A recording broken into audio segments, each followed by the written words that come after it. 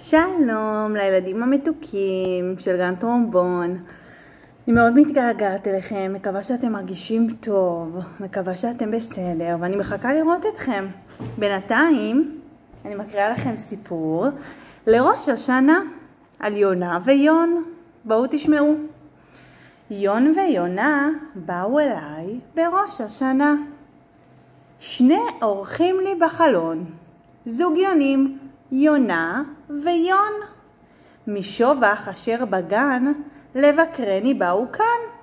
היון והיונה, אתם יודעים שלזכר של היונה קוראים תור, אבל פה מירי שכתבה את השיר הזה בחרה לקרוא לציפור, ליונה הזאת, לתור, יון. הם הגיעו מהשובח, הם הגיעו אל הגן, ויון הניע ראש בלי סוף ואמר בוקר בוקר בוקר טוב, ויונה הוסיפה גם בוקר בוקר בוקר טוב. הרמתי את ידיי השתיים מעלה מעלה לשמיים, והנה יונה ויון עפו כאן מן החלון וישבו על שתי ידיי. אתם יכולים לעשות איתי עם הידיים. גור גור גור גור גור גור, באנו הנה לביקור, חג ראש השנה הגיע.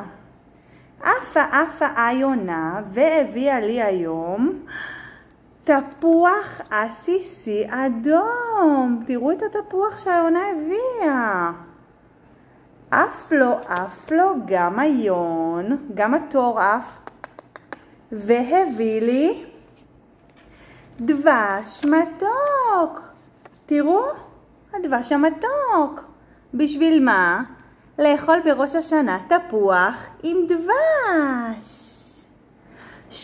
שבו שתי יוני אליי, על כתפיי ישבו לנוח, זה מכאן וזו מכאן. ואני להן נתתי חתיכה מן התפוח וכפית קטנה של דבש, שתהיה לנו שנה מתוקה ממש. מתוקים שלי, אני מחכה לראות אתכם, ואם לא נתראה עד ראש השנה, שיהיה חג שמח. אני אוהבת אתכם המון ומחכה לכם.